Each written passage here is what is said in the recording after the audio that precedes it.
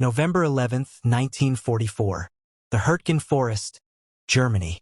The fog hangs low, thick as wool, swallowing the burnt tree trunks and frozen mud. Private Danny O'Brien crouches behind a shattered oak. 19 years old, hands shaking so hard he can barely hold his rifle. He's a farm kid from Iowa who 6 months ago was baling hay and feeding hogs. Now he's staring across a clearing at something that shouldn't exist. Tiger tank. 60 tons of German steel and fury. Its gun barrel long as a telephone pole, armor thick as a man's thigh. It idles there, engine rumbling like distant thunder, waiting. The monster that's been hunting his platoon for 2 days. Danny's squad is pinned. Sergeant Miller is dead. Half the men are wounded. And their only anti-tank weapon, a bazooka, lies in a ditch 50 yards back with its operator blown apart. They have nothing that can stop this thing. Nothing except what's stuffed in Danny's rucksack. 3 wool socks, a tin of axle grease, and a hand grenade. 2 hours earlier, his lieutenant had been half delirious from blood loss, mumbling instructions. Stick it together, kid. Grease and fabric. Make it sticky. Throw it where the armor's thin. It sounded insane. A farm boy's desperation dressed up as tactics. But desperation, Danny's learning, is the only currency left in this frozen hell. The Tiger's turret begins to rotate. Slowly. Hunting. Danny knows if that gun finds them, they're dead. All of them. His breath fogs the air. He thinks about his father. About the morning he'd helped birth a calf in a January blizzard. Hands covered in blood and afterbirth. The farmer whispering, "Sometimes, son, you just gotta trust your hands and move." The Tiger's engine revs. It's about to advance. Danny makes his choice. He pulls the socks from his pack, slathers them in thick black grease until they glisten like oil-soaked rags. Then he yanks the pin from the grenade, wraps the fabric tight around the body, twisting it into a crude sticky mass. It looks ridiculous, like something a child would make. But his hands, those same hands that pulled a calf into the world, work with farm boy precision. Fast, instinctive, efficient. The grenade is live now. He has seconds. The Tiger rumbles forward, tracks clanking, crushing saplings like toothpicks. Danny stands, breath held, and runs. His boots pound frozen earth. 20 yards. 15. The Tiger's machine gun swivels toward him but doesn't fire yet. Maybe the gunner doesn't believe what he's seeing. A lone American soldier sprinting straight at a Tiger tank with something in his hand that looks like a grease-covered sock ball. It's so absurd it buys Danny 2 extra seconds. 10 yards. He can see the rivets on the armor now, the swastika painted on the turret, the face of the commander in the cupola just starting to shout something in German. 5 yards. The world slows down. Danny's arm pulls back like he's throwing a baseball to his little brother across the cornfield back home. He releases. The sticky grenade tumbles through the air, grease glistening, and slaps against the Tiger's rear deck plate, right above the engine compartment, exactly where the armor is thinnest. It sticks. For one frozen heartbeat, it just hangs there, black and ugly against the gray steel. Then Danny is diving, hitting the mud, covering his head. The explosion is not loud, not like in movies. It's a sharp crack, like a giant breaking a stick, followed by a sound like tearing metal and rushing air. Then fire. Bright orange fire erupts from the Tiger's engine deck. Black smoke pours out in choking clouds. The tank lurches forward, trying to move, but the engine is screaming now, grinding, seizing. Flames lick up around the turret. Inside, Danny can hear shouting. Panicked German voices. The hatch flies open and men scramble out, uniforms smoking, one of them on fire, rolling in the mud to extinguish himself. The crew abandons the tank. 5 men, stumbling away from their burning fortress, hands raised, faces black with soot and terror. Behind them, the Tiger, the invincible predator, sits dying. This engine coughs once, twice, then goes silent. Only the fire remains, crackling and hungry. Danny lies in the mud, chest heaving, ears ringing. Around him, his squad is staring, mouths open, eyes wide. Corporal Jensen breaks the silence first. "Holy hell, O'Brien. You just killed a tiger tank with a sock. Someone laughs. Then another. Soon the whole squad is laughing, that manic, relief-drunk laughter of men who thought they were dead 5 seconds ago. But Danny isn't laughing. He's staring at his hands, at the grease still smeared on his fingers, at the impossible thing they just did. Back in Iowa, his father used to say, "Doesn't matter if you got fancy tools or not, boy. Matters if you got grit and a good idea." Danny never understood it until now. The tiger smolders. 60 tons of engineering, precision German craftsmanship, worth more than every farm in his county combined. Killed by socks, grease, and a farm kid who refused to die. But this story, this moment, is only the beginning.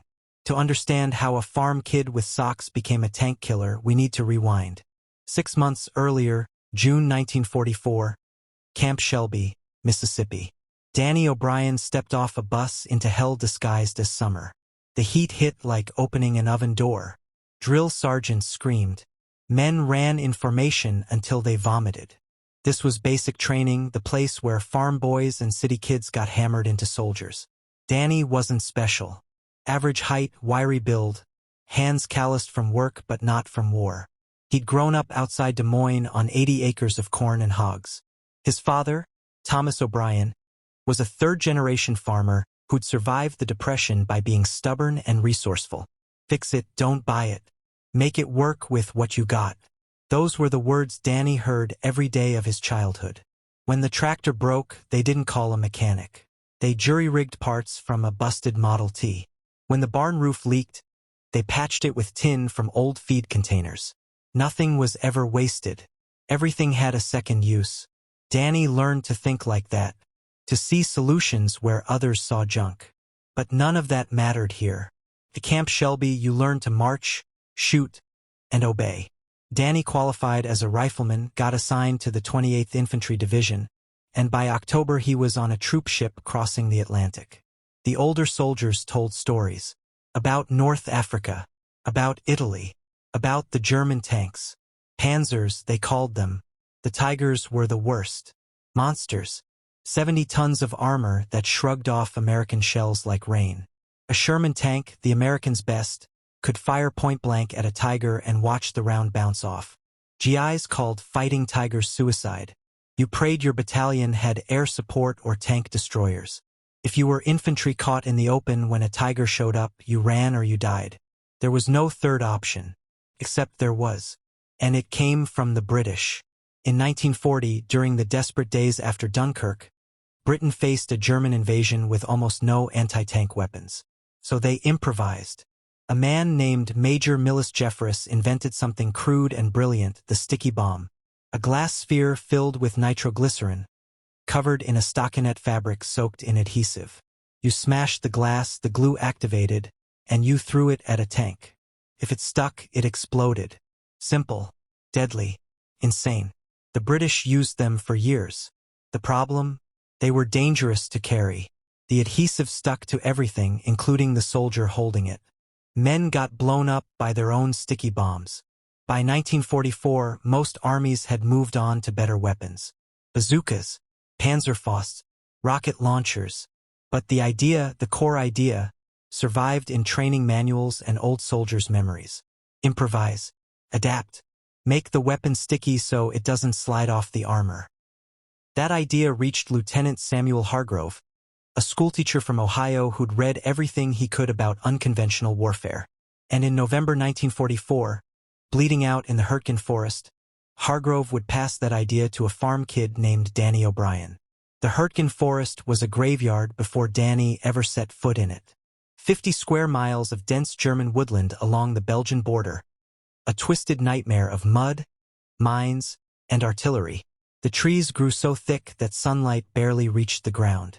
Fog clung to everything. Visibility was measured in yards, not miles. It was the perfect place for an ambush. And the Germans knew it. The 28th Infantry Division entered the Hurtgen in early November with orders to push through and reach the Roer River. They called it a limited offensive. The men called it a meat grinder. Danny's platoon, part of Company B, 2nd Battalion, advanced through the forest in single file, every man listening for the whistle of incoming shells. The forest amplified sounds. A snapping twig could be a deer or a German patrol. You never knew until it was too late. On November 9th, they made contact. A German machine gun nest opened fire from a concealed bunker, cutting down 3 men before anyone could react. The platoon hit the dirt, returned fire, and called for support. But support was miles away, bogged down in their own fights. By nightfall, they'd lost 7 men and gained 50 yards. Progress was measured in corpses. The tiger appeared on the 3rd day. No one saw it coming. The first sign was a sound, a deep mechanical rumble that made the ground vibrate. Then a tree exploded. Not from artillery, from a tank shell, a massive 88mm round that turned an oak tree into splinters and shrapnel. Men screamed. Someone yelled, "Tank!" and the platoon scattered like rabbits. The tiger rolled into view like something from a nightmare. Huge, angular, unstoppable. As cannons swiveled, fired again, and another tree disintegrated. Sergeant Miller, a veteran who'd fought in North Africa, made the call. Fall back to the ridgeline. We can't fight that thing. They ran. But the tiger followed. Methodically, patiently. It didn't need to hurry. It knew the Americans had nothing that could hurt it. By the 2nd day, the tiger had killed 11 men and destroyed 2 supply trucks. It owned the forest. Lieutenant Hargrove, the platoon leader, was desperate. He radioed for air support.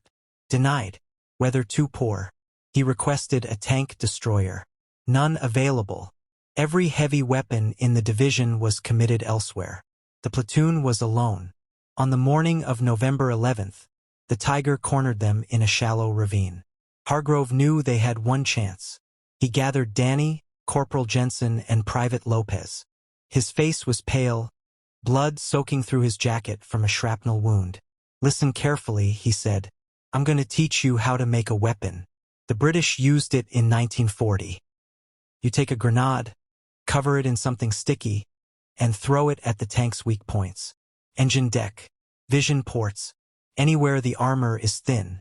Hargrove coughed blood. "Do you have grease? Axle grease?" Danny nodded. Every soldier carried a small tin for maintaining rifles. "And fabric? Something that absorbs?" Danny thought for a second, then pulled off his boot. Inside were 2 wool socks, worn and dirty. Hargrove smiled weakly. "Perfect." He explained the mechanics. "The grenade provides the explosive. The grease makes it sticky. The fabric holds it together and helps it adhere.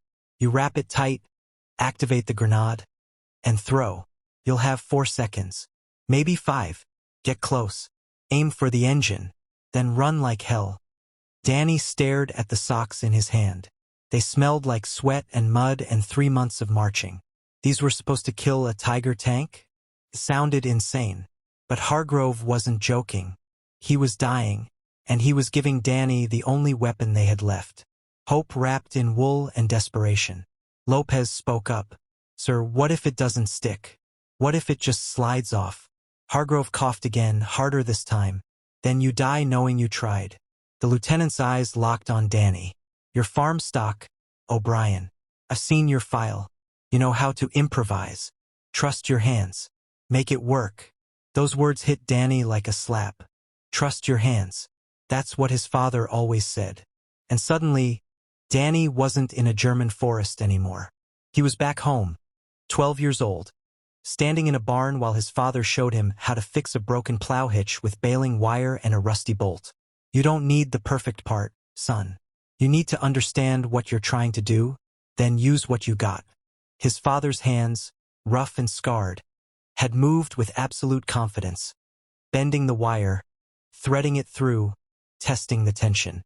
It held. Not pretty, but it worked. That was the O'Brien way. Function over form. Survival over style. Danny snapped back to the present. He looked at Hargrove. "How much time do I have after I pull the pin?" 4 to 5 seconds, Hargrove said. "Standard fragmentation grenade. You pull the pin, release the spoon, and the fuse ignites. Wrap it before you pull the pin. Once it's live, you throw immediately." Danny nodded. He pulled out his tin of axle grease. the thick black stuff that smelled like burnt oil and metal. He unscrewed the lid. The grease was cold, almost solid in the November chill. He scooped out a handful and smeared it across the first sock, working it into the fabric until the wool was saturated, glistening and heavy. Then he did the same with the second sock. His hands moved methodically.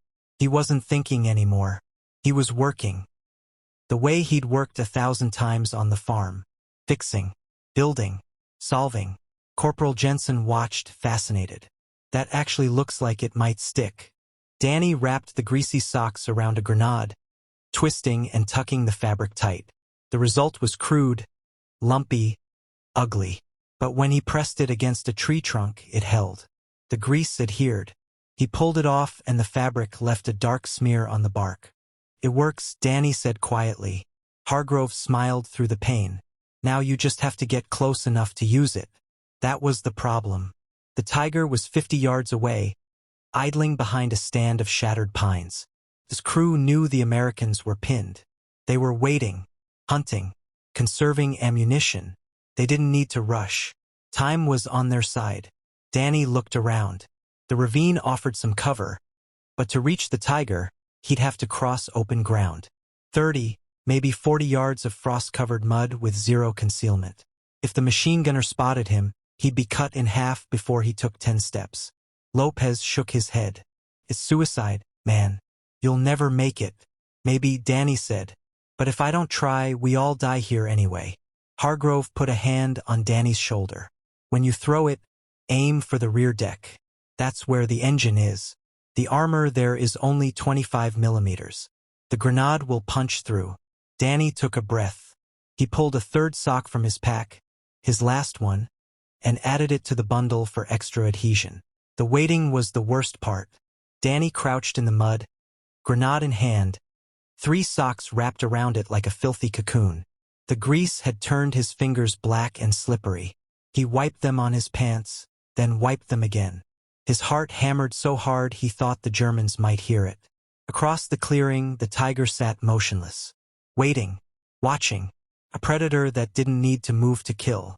Its very presence was a weapon. Fear. Psychological dominance. The crew inside knew what they were doing. Let the Americans panic. Let them make mistakes. Then finish them. Corporal Jensen crawled up beside Danny. I'll provide covering fire. When you run, I'll light up that cupola. Maybe keep their heads down for a few seconds. Danny nodded. A few seconds. That's all he needed. A few seconds and a lot of luck. Jensen handed Danny his canteen. Drink. You're gonna need it. Danny drank. The water was cold, metallic, tasting like the canteen itself. But it cleared his head, focused him. He thought about his father again. About the time a storm had knocked down half the barn, and they'd spent 2 weeks rebuilding it with whatever lumber they could scavenge. His father had never panicked, never rushed, just worked, one board at a time, one nail at a time, until the barn stood again. That's what Danny had to do now. One step at a time. Get to the tank. Stick the grenade. Run. Survive. Simple. Not easy, but simple. He checked the grenade one more time. The pin was still secure. Good. He couldn't afford to pull it until the last possible moment. Once that pin came out, the clock started ticking and there was no stopping it. Hargrove's voice, weak and distant now, called out, "O'Brien, your father would be proud." Danny didn't respond. He couldn't.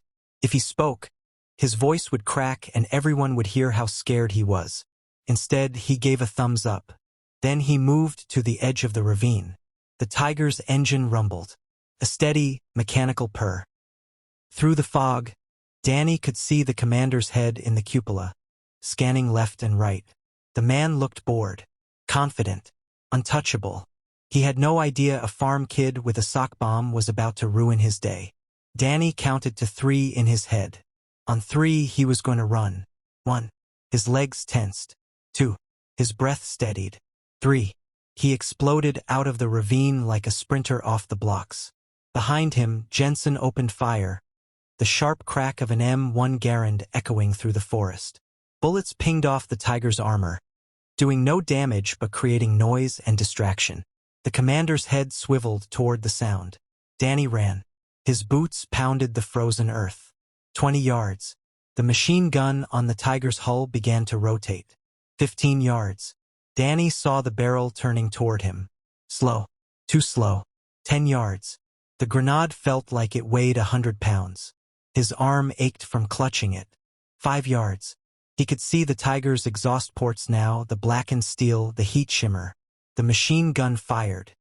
A burst of rounds snapped past Danny's head. So close he felt the air displacement. One round clipped his sleeve, tearing fabric but missing flesh. He didn't stop. 3 yards. He yanked the pin.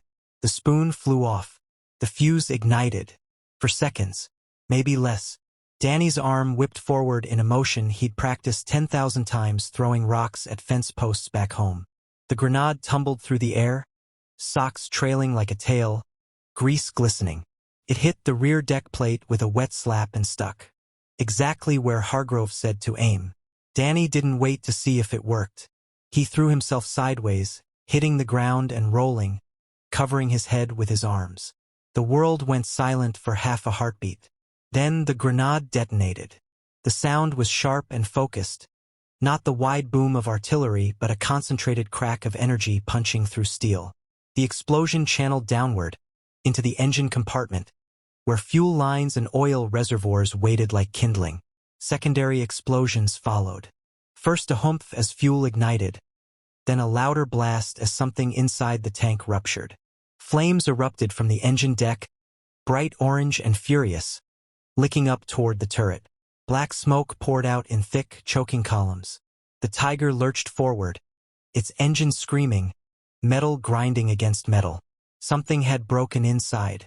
Something vital. The tank tried to move, tracks clanking desperately, but the engine was dying. Danny lifted his head. Through the smoke, he saw the commander's hatch fly open. A German tanker scrambled out, his uniform smoldering, face twisted in panic. Then another. Then another. 5 men total, abandoning ship, stumbling away from the burning hulk. One of them was on fire. Actually on fire. He rolled in the mud, screaming, batting at the flames on his back. His comrades dragged him away from the tank, hands raised in surrender, too shocked to even think about fighting. Behind them, the Tiger sat motionless. Smoke poured from every seam and hatch. The engine coughed once, a wet, rattling sound, then fell silent. The machine was dead. 60 tons of German engineering, the most feared tank on the battlefield, killed by 3 wool socks, a handful of axle grease, and a Mark II fragmentation grenade that cost the U.S. Army approximately $8 to manufacture. The math was obscene. The Tiger cost roughly $500,000 to build.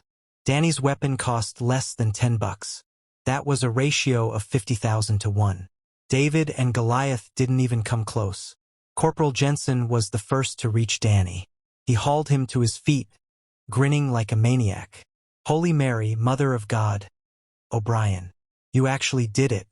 You killed a tiger with a sock. Danny couldn't speak.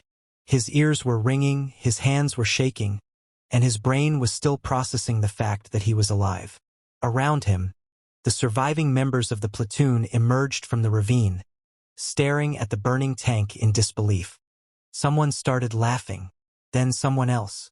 Within seconds, the whole group was laughing, that manic, hysterical laughter of men who just stared death in the face and somehow walked away. Lopez clapped Danny on the back. You're a legend, man. An actual legend. Private First Class Kowalski, a machinist from Detroit, walked up to the Tiger and kicked one of its tracks. Still warm, he said. Then he turned to Danny. Kid, you just proved something. Doesn't matter how much armor you got. Doesn't matter how expensive your tank is. If a man's got guts and a good idea, he can beat anything. Lieutenant Hargrove, still bleeding but conscious, was carried over on a stretcher. He looked at the burning Tiger, then at Danny. His voice was weak but clear. Textbook execution, soldier. The British would be proud. Danny finally found his voice. Sir, I just did what you told me. Hargrove shook his head. No, O'Brien. You did what your father taught you. You saw a problem, used what you had, and made it work. That's the simple version of the story.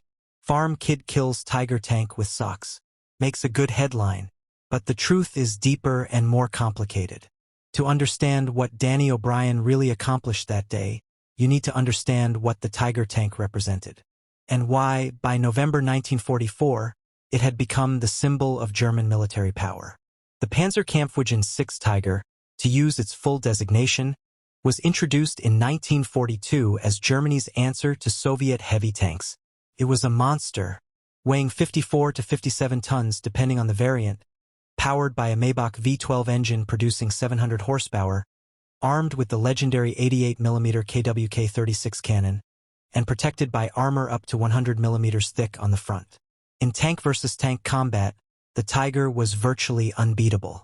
Its gun could penetrate any Allied tank at ranges exceeding a mile.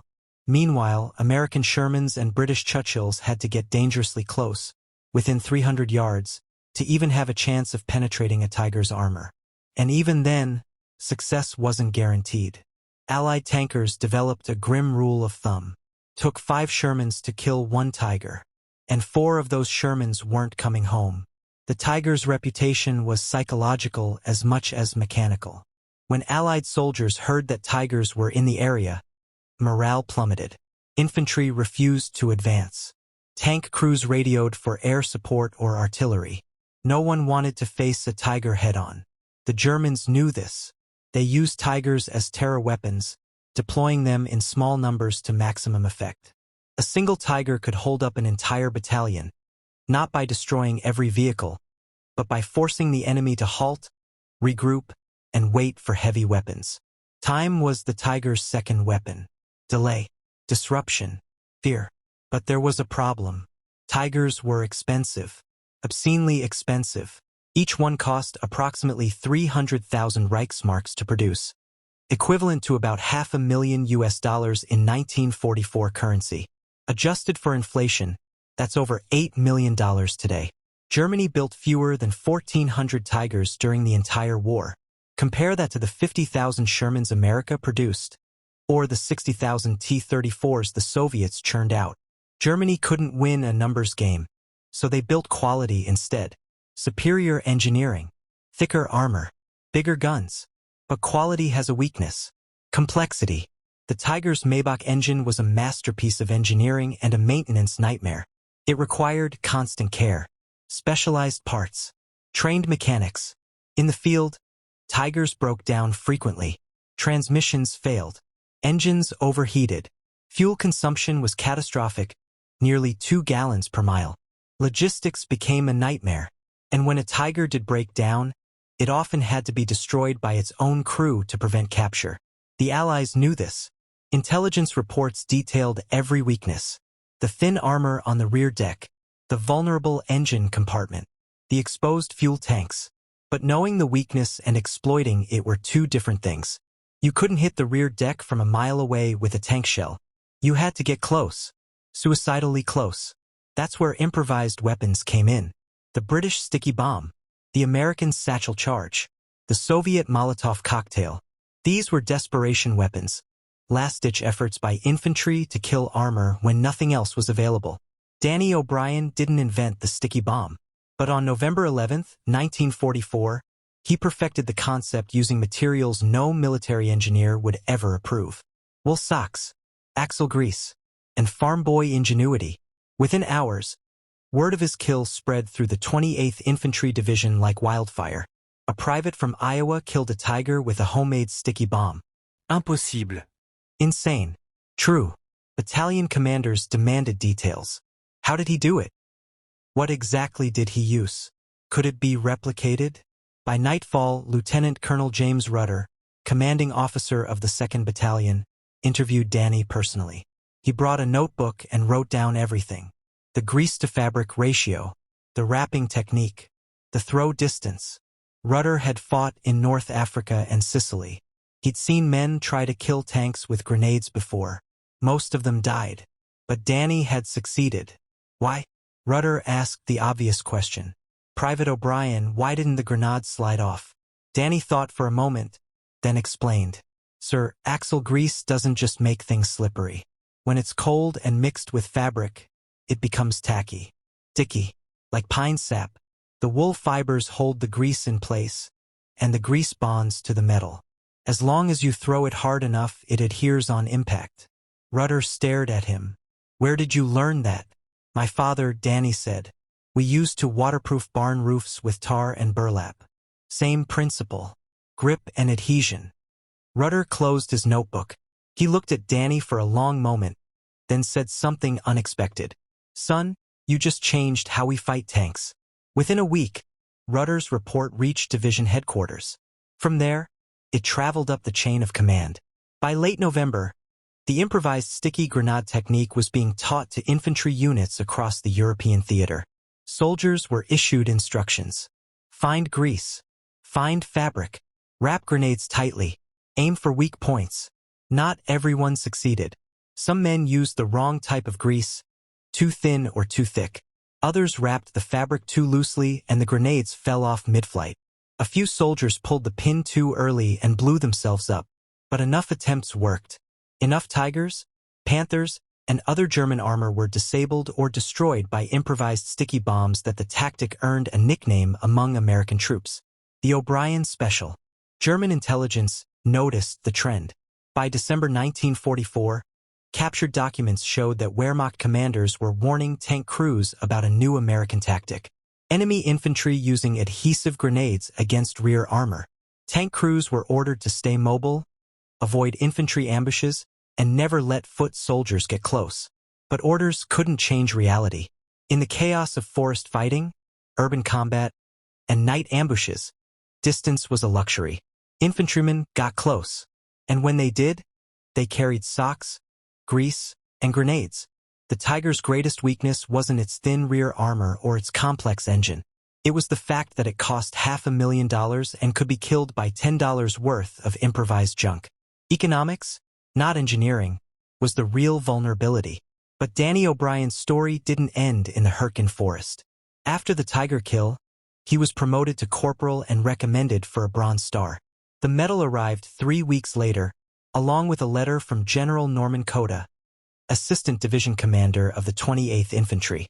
The letter read, Corporal O'Brien, your resourcefulness and courage under fire exemplify the American soldier's ability to adapt and overcome. But there was something else in that letter. Something General Cota didn't write about publicly. A small handwritten note at the bottom. O'Brien, we need more men like you. Men who don't wait for the perfect weapon. Men who build their own. That note said everything about the reality of war in late 1944. The Allies were winning, but it was slow, bloody, grinding work. Every mile cost lives. Every objective required resources. And resources, even for the wealthiest military in history, had limits. America could produce Sherman tanks faster than Germany could produce Tigers, but that didn't mean Shermans were everywhere. Infantry divisions often went days without armored support. Air cover was dependent on weather. Artillery had to be rationed. Soldiers learned quickly that survival meant improvisation. You used what you had, not what you wished you had. Danny understood this instinctively. He'd grown up during the Great Depression, when nothing was wasted and everything was repaired. His father once told him a story. During the Dust Bowl years, when crops failed and money disappeared, neighbors survived by trading skills. One man fixed tractors. Another repaired roofs. A woman down the road could make a meal out of scraps that would feed 6 people. Nobody had everything, but together, they had enough. That philosophy, born in the cornfields of Iowa, translated perfectly to the battlefields of Europe. No one soldier had all the answers, but collectively, they adapted. They learned. They survived. And sometimes, they innovated. The sticky grenade was one example. There were others. In Italy, soldiers learned to use ration cans filled with gasoline as improvised Molotov cocktails. In France, tankers welded scrap metal onto Shermans to create makeshift armor against Panzerfaust rockets. Engineers used piano wire stretched across roads to decapitate German motorcyclists. None of these tactics appeared in training manuals. They emerged from necessity, tested in combat, refined through trial and error. The ones that worked spread through word of mouth. The ones that didn't got men killed. Danny's sticky grenade worked. And it kept working. By December 1944, reports of successful sticky grenade attacks were coming in from multiple divisions. The 1st Infantry reported a Panther tank disabled in Belgium. The 9th Infantry reported 2 Tigers destroyed in the Ardennes. The technique wasn't foolproof. Failure rate was high, maybe 60%. But the 30 or 40% success rate was better than nothing. And for infantry trapped without anti-tank support, better than nothing meant the difference between life and death. German tankers began to fear close-range combat. Previously, Tigers had operated with arrogance, confident that infantry couldn't hurt them. Now, that confidence eroded. Tank commanders buttoned up hatches earlier. Crews avoided dense terrain where ambushes were possible. Some tanks started mounting extra armor plates on rear decks, adding weight and reducing mobility, just to counter the sticky grenade threat. The Americans noticed. Intelligence reports noted increased German caution, slower advances, more conservative tactics. All because of a $10 weapon made from socks and grease. Danny O'Brien had done more than kill one Tiger. He'd introduced a variable into German tactical planning. Uncertainty. The fear that any infantryman, no matter how poorly equipped, might be carrying a weapon that could penetrate your armor. That fear was worth 1,000 artillery shells. December 16, 1944. The Ardennes Forest, Belgium. Winter had arrived with brutal force. Snow covered the ground in thick drifts. Temperatures dropped below freezing. And the Germans launched their last major offensive on the Western Front. The Battle of the Bulge. Over 200,000 German troops, backed by hundreds of tanks, smashed into thinly defended American positions. The goal was to split the Allied armies, capture the port of Antwerp, and force a negotiated peace. It was a desperate gamble, and for the first few days, it worked. American units were overrun, surrounded, or forced to retreat. Communication broke down. Supply lines collapsed. Entire battalions found themselves cut off behind enemy lines, fighting for survival. Danny O'Brien's unit, now part of the 28th Infantry's reconnaissance platoon, was caught in the chaos. On the second day of the offensive, they were surrounded near the town of Wiltz, pinned down by German armor and infantry. Among the German forces were 6 Tiger tanks. The Americans had no tank support, no air cover, and limited ammunition. But they had something the Germans didn't expect. Knowledge. Every man in Danny's platoon knew how to make a sticky grenade. They'd practiced, drilled, refined the technique. And when the Tigers rolled forward to finish off the trapped Americans, they were ready. Corporal Jensen took the first shot. He used 2 pairs of socks, doubled up for extra grip, soaked in transmission fluid from a wrecked Jeep. His grenade stuck to a Tiger's side armor near the turret ring, a spot where the armor was thinner. The explosion didn't destroy the tank, but it jammed the turret. The Tiger couldn't rotate its gun. Effectively, it was neutralized. The crew abandoned it an hour later. Private Lopez took the second Tiger. He'd modified the technique, wrapping the socks in duct tape before applying the grease. The tape provided structure, keeping the fabric tight even during flight. His throw was perfect. The grenade landed on the engine deck and detonated inside the cooling vents. The Tiger's engine seized immediately. Black smoke poured out. Another kill. Danny himself took the third Tiger on December 18th. This time, he used a different approach. Instead of throwing the grenade, he crawled through the snow under cover of darkness and placed it manually on the rear deck, directly above the fuel tank. He had nearly 10 seconds to position it perfectly before pulling the pin and running. The explosion ignited the fuel. The Tiger burned for 3 hours, lighting up the night sky like a bonfire. By December 20th, 3 Tigers were destroyed and 1 was disabled. The remaining 2 withdrew, their commanders unwilling to risk close combat with infantry who'd proven they could kill armor. The American pocket at Wiltz held. Reinforcements arrived on December 22nd. The town was saved. After the battle, Lieutenant Colonel Rudder, now promoted to full colonel, interviewed every man involved in the Tiger kills. He compiled a detailed report titled Improvised Anti-Tank Tactics, Field Results from Ardennes Offensive. The report was distributed to every infantry division in Europe. It included diagrams, material specifications, and step-by-step instructions. By January 1945, the improvised sticky grenade was semi-official doctrine. Not standard issue, because you couldn't standardize socks and grease, but acknowledged, accepted, encouraged. Training officers taught it, squad leaders practiced it, and most importantly, soldiers trusted it. The psychological shift was profound. Previously, infantry feared tanks. Now, they had a tool. A crude, dangerous, unreliable tool, but a tool nonetheless. That changed everything. January 1945. Germany. The war was entering its final phase. The Allies crossed the Rhine, pushing deeper into German territory. Cities fell. Supply lines collapsed. The Wehrmacht was disintegrating, but the fighting remained brutal. Every town was defended. Every bridge was blown. And German armor, though increasingly rare, still posed a deadly threat. Danny O'Brien had become something unexpected.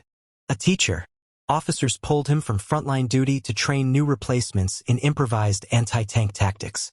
He traveled between units, demonstrating the sticky grenade technique, answering questions, troubleshooting problems. How much grease? Enough to saturate the fabric, but not so much it drips off. What kind of fabric works best? Wool is ideal. Cotton works. Synthetic materials don't grip as well. Can you use motor oil instead of grease? Yes, but it's less effective.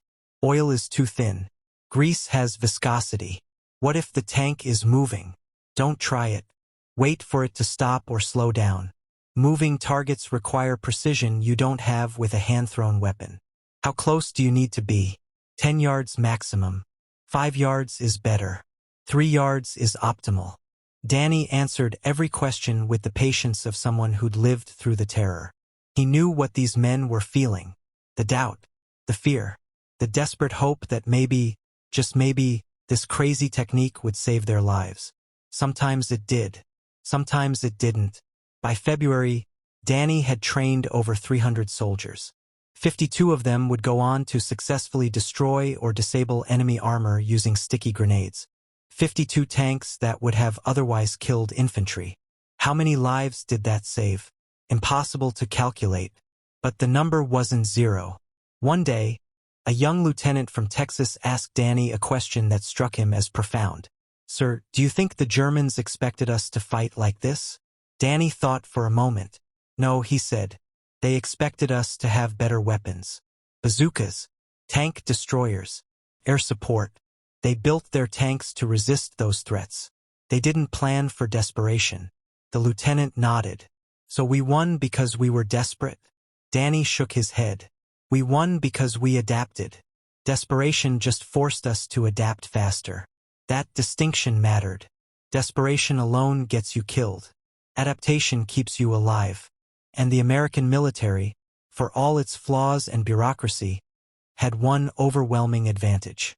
It allowed soldiers to adapt, to innovate, to break from doctrine when doctrine didn't work. The German military, by contrast, was rigid. Orders were followed. Doctrine was sacred. Innovation came from the top, not the bottom. A German private couldn't improvise a new weapon and expect it to spread through the ranks. The command structure wouldn't allow it. But in the U.S. Army, a farm kid from Iowa could kill a Tiger tank with socks, and 6 weeks later, 300 soldiers would be trained in his technique. That flexibility, that willingness to let good ideas emerge from anywhere, was a strategic weapon more powerful than any tank. The Germans built better machines.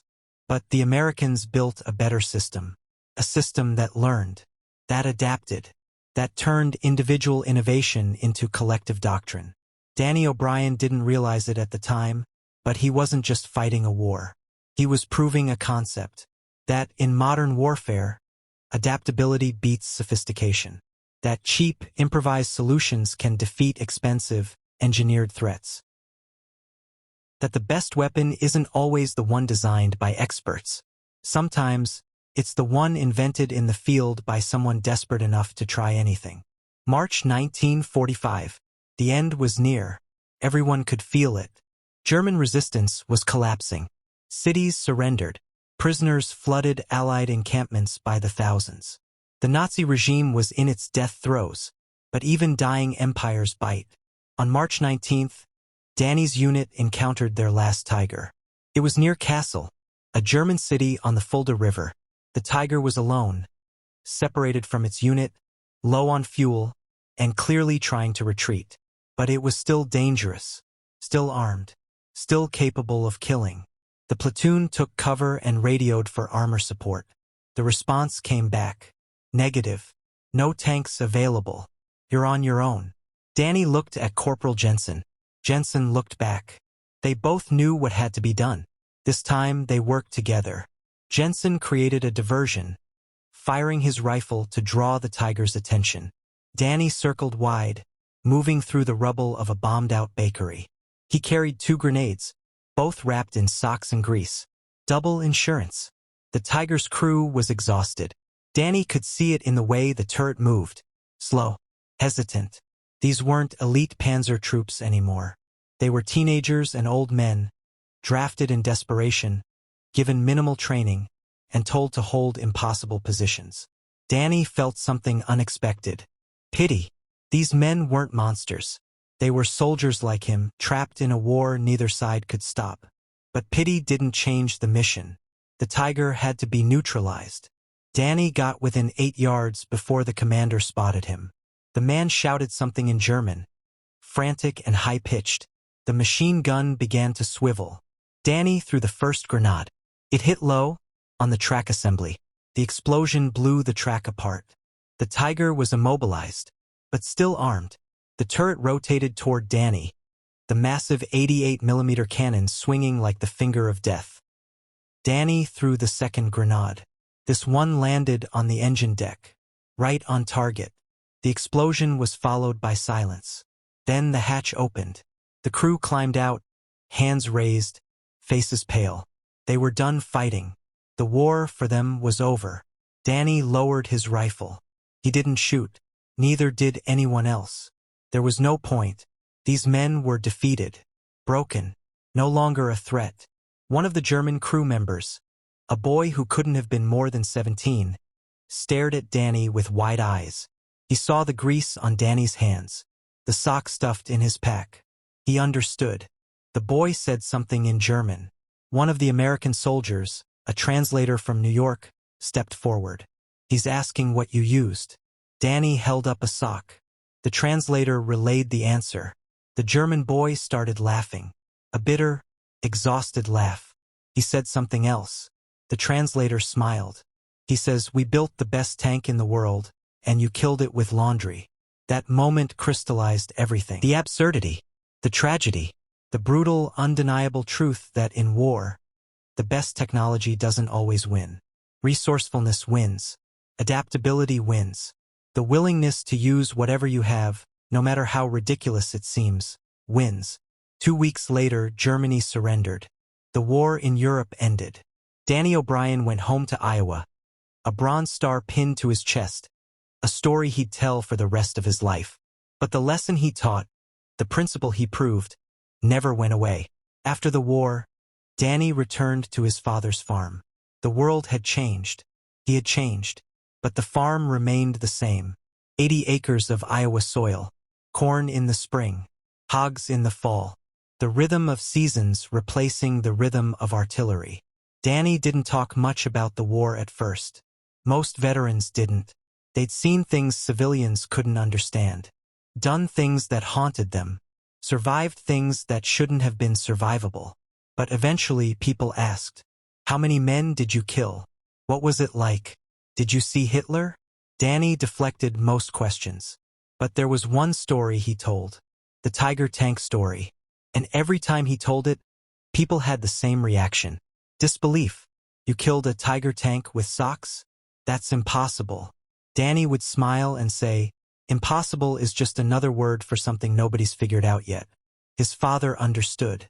Thomas O'Brien had spent 50 years making the impossible work. Keeping a farm profitable during the Depression. Feeding a family when money didn't exist. Fixing equipment with spare parts and determination. He looked at his son and said, "You did what I taught you. You used what you had. That's all any man can do." Years later, In 1967, a military historian from West Point came to interview Danny. The historian was researching improvised weapons in World War II. He'd found references to the sticky grenade technique in after-action reports and wanted to meet the man who'd pioneered it. Danny, now 42 years old, sat in his kitchen and answered questions for 4 hours. The historian took notes, recorded the conversation, asked for details Danny had forgotten he remembered. At the end of the interview, the historian asked one final question. "Mr. O'Brien, do you think your technique changed the outcome of the war?" Danny thought for a long time. Then he said, "No. We were going to win anyway. We had more men, more factories, more resources. But I think it changed how some men survived the war. Gave them a tool when they had nothing else. Maybe that saved a few lives. Maybe it didn't. But it gave them hope. And sometimes, hope is the only weapon that matters." The historian published his findings in a paper titled Tactical Innovation at the Infantry Level.